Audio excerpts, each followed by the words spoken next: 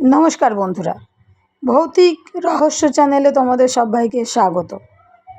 আজকে তোমাদের জন্য আমি যে গল্পটি এনেছি, গল্পটির নাম লালু, লেখক শরৎচন্দ্র চট্টোপাধ্যায়।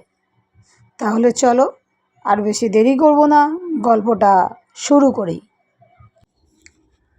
আমাদের শহরে তখন শীত পড়েছে।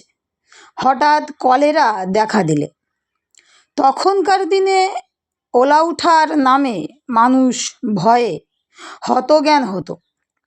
কারো কলেরা হয়েছে শুনতে পেলে সে পাড়ায় মানুষ থাকতো না। মারা গেলে দাহ করার লোক মেলা দুর্ঘট হতো। কিন্তু সে দুর্দিনেও আমাদের এখানে একজন ছিলেন যার কখনো আপত্তি ছিল না। গোপাল খুড়ো তার নাম। জীবনের ব্রত ছিল মরা পোড়ানো। কারোর অসুখ শক্ত হয়ে উঠলে তিনি ডাক্তারের কাছে প্রত্যহ সংবাদ নিতেন। আশা নেই শুনলে খালি পায়ে গামছা কাঁধে তিনি ঘণ্টা দুই পূর্বেই সেখানে গিয়ে উপস্থিত হতেন। আমরা জন কয়েক ছিলাম তার চেলা। মুখ ভার করে বলে যেতেন, ওরে আজ রাত্রিটা একটু সতর্ক থাকিস, ডাকলে যেন সাড়া পাই। রাজদারে শ্মশানে চ। স্বাস্থ্য বাক্য মনে আছে তো? আগে আছে মই কি। আপনি ডাক নিলেই গামছা সমেত বেরিয়ে পড়ব। বেশ বেশ, তাই তো চাই। এর চেয়ে পুণ্যকর্ম সংসারে নেই। আমাদের দলের মধ্যে ছিল লালুও একজন।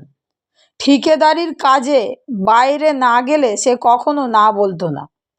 সেদিন সন্ধ্যাবেলা বিষণ্ণ মুখে খুড়ো এসে বললেন, বিষ্টু পণ্ডিতের পরিবারটি বুঝি রক্ষে পেলে না? সবাই চমকে উঠলাম। অতি গরিব বিষ্টু ভট্টাচার্যের কাছে বাংলা স্কুলে আমরা ছেলেবেলায় পড়েছিলাম। নিজে সে চিররুগ্ন এবং চিরদিন স্ত্রীর প্রতি একান্ত নির্ভরশীল। জগতে আপনার বলতে কেউ নেই। তার মতো নিরীহ অসহায় মানুষ সংসারে আমি দেখিনি। রাত্রি আন্দাজ 8টা।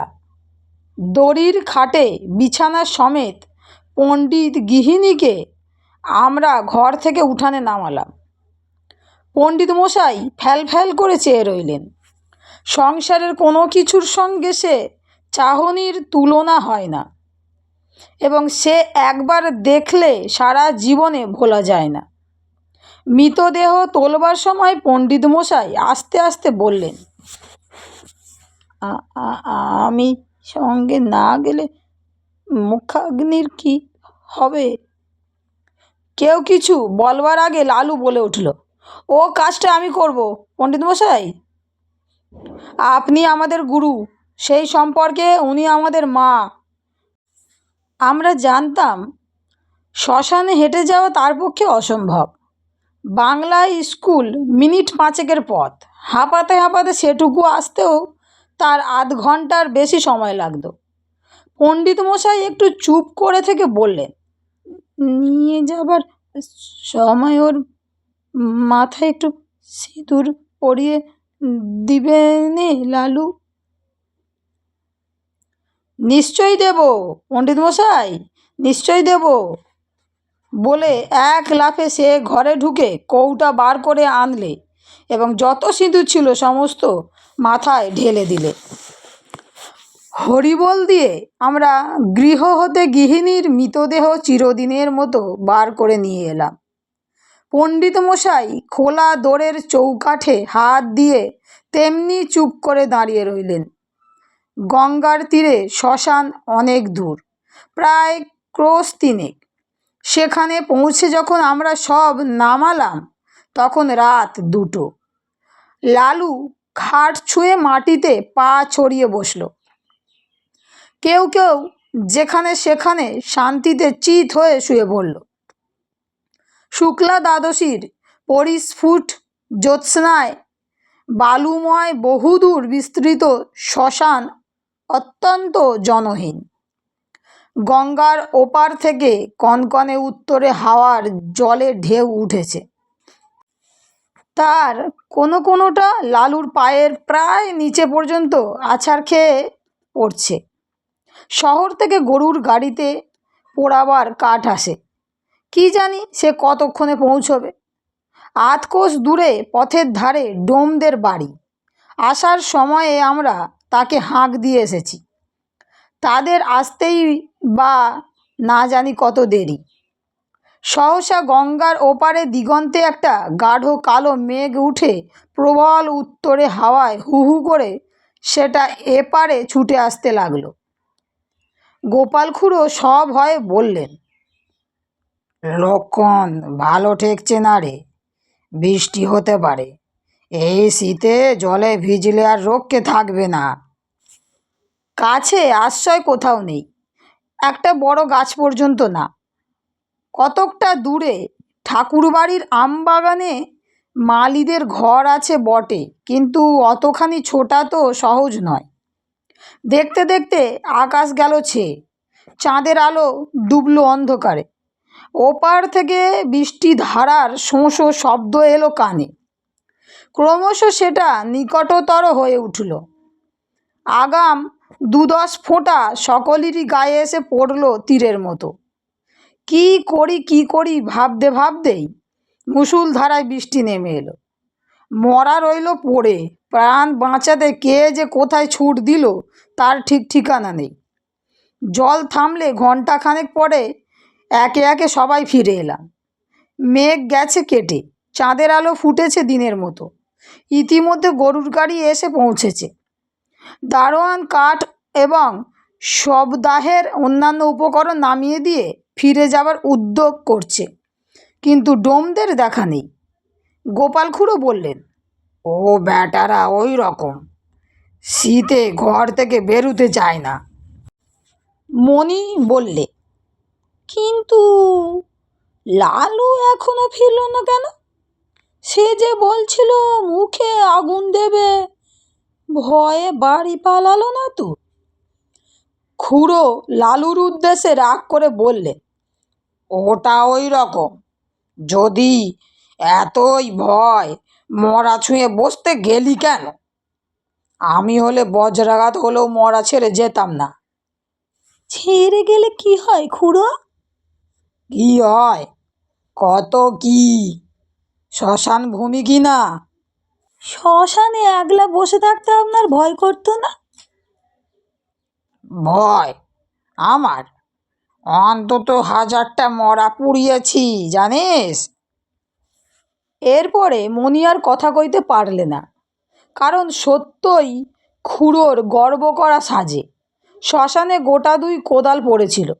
খুড়ো তার একটা তুলে নিয়ে বললেন, আমি চুলোটা কেটে ফেলি, তোরা হাতাহাতি করে কাঠগুলো নিচে নামিয়ে ফেল। খুড়ো চুলি কাটছেন, আমরা কাঠ নামিয়ে আনছি। নুরু বললে, আচ্ছা, মরাটা ফুলে যেন দুগুণ হয়েছে না? খুড়ো কোনো দিকে না তাকিয়ে জবাব দিলেন, ফুলবে না? লেপ কাঁথা সব জলে ভিজেছে যে। কিন্তু তুলো জলে ভিজলে তো চুপসে ছোট হয়ে যাবে খুড়ো, ফুলবে না তো। খুড়ো রাগ করে উঠলেন, তোর ভারী বুদ্ধি, যা করছিস কর। কাঠ বহা প্রায় শেষ হয়ে এলো। নুরুর দৃষ্টি ছিল বরাবর খাটের প্রতি। হঠাৎ সে থমকে দাঁড়িয়ে বললে, খুড়ো, মরা যেন নড়ে উঠল। খুড়োর হাতের কাজ শেষ হয়েছিল। কোদালটা ছুঁড়ে ফেলে দিয়ে বললেন, তোর মতো ভীতু মানুষ আমি কখনো তো দেখিনি নুরু। তুই আসিস কেন এসব কাজে? যা, বাকি কাঠগুলো আন, আমি চিতাটা সাজিয়ে ফেলি। গাধা কোথাকার। আবার মিনিট 2 গেল। এবার মণি হঠাৎ চমকে উঠে 5-7 পা পিছিয়ে দাঁড়িয়ে সভয়ে বললে, না খুড়ো, গতিক ভালো ঠেকছে না, সত্যিই মরাটা যেন নড়ে উঠল। খুড়ো এবারে হা হা করে হেসে বললেন, ছোঁড়ার দল, তোরা ভয় দেখাবি আমাকে, যে হাজারের ওপর মরা পুড়িয়েছে তাকে। নুরু বললে, ওই দেখুন আবার নড়ছে। খুড়ো বললেন, হ্যাঁ নড়ছে, ভূত হয়ে তোকে খাবে বলে। মুখের কথাটা তার শেষ হলো না। অকস্মাৎ লেপ কাঁথা জড়ানো মরা হাঁটু গেড়ে খাটের ওপর বসে ভয়ঙ্কর বিশ্রী খোনা গলায় চেঁচিয়ে উঠল, না না, নুরুকে না, গোপালকে খাবো। ওরে বাবা! আমরা মারলাম ঊর্ধ্বশ্বাসে দৌড়। গোপাল খুড়োর সম্মুখে ছিল কাঠের স্তূপ। তিনি উপরের দিকে আমাদের পিছনে ছুটতে না পেরে ঝাঁপিয়ে গিয়ে পড়লেন গঙ্গার জলে। সেই কনকনে ঠান্ডা এক বুক জলে দাঁড়িয়ে চেঁচাতে লাগলেন, বাবা গো গেছি গো, ভূতে খেয়ে ফেললে গো, রাম রাম রাম। এদিকে সেই ভূতও তখন মুখের ঢাকা ফেলে দিয়ে চেঁচাতে লাগলো, ওরে নির্মল, ওরে মণি, ওরে নুনু, পালাস নে রে, আমি লালু, ফিরে আয় ফিরে আয়। লালুর কণ্ঠস্বর আমাদের কানে পৌঁছলো। নিজেদের নির্বুদ্ধিতায় অত্যন্ত লজ্জা পেয়ে সবাই ফিরে এলাম। গোপাল খুড়ো শীতে কাঁপতে কাঁপতে ডাঙায় উঠলেন। লালু তার পায়ের ধুলো নিয়ে সলজ্জে বললে, সবাই জলের ভয়ে পালালো, কিন্তু আমি মরা ছেড়ে যেতে পারলাম না, তাই লেপের মধ্যে গিয়ে ঢুকে পড়েছিলাম। খুড়ো বললেন, বেশ করেছিলে বাবা, খাসা বুদ্ধি করেছ। এখন যাও, ভালো করে গঙ্গা মাটি মেখে চান করো গে। এমন শয়তান ছেলে আমি আমার জন্মে দেখিনি। তিনি কিন্তু মনে মনে তাকে ক্ষমা করলেন। বুঝলেন অত বড় ভয় শূন্যতা তার পক্ষেও অসম্ভব। এই রাতে একাকী শ্মশানে কলেরার মরা, কলেরার বিছানা, এসব সে গ্রাহ্যই করলে না। মুখে আগুন দেবার কথায় খুড়ো আপত্তি করলেন, না হবে না, ওর মা শুনতে পেলে আর আমার মুখ দেখাবেন না। সপ্তাহ সমাধা হলো। আমরা গঙ্গায় স্নান সেরে যখন বাড়ি ফিরলাম তখন সেই মাত্র সূর্যোদয় হয়েছে। বন্ধুরা, গল্পটি এখানেই শেষ। গল্পটি তোমাদের কেমন লেগেছে আমাকে অবশ্যই কমেন্টে জানাবে। আর ভালো লেগে থাকলে বন্ধুদের সঙ্গে শেয়ার করে চ্যানেলটি সাবস্ক্রাইব করে লাইক করে আমার পাশে থেকো, যাতে আরও নতুন নতুন গল্প আমি তোমাদেরকে শোনাতে পারি। তাহলে বন্ধুরা, আজকের মতো বিদায়।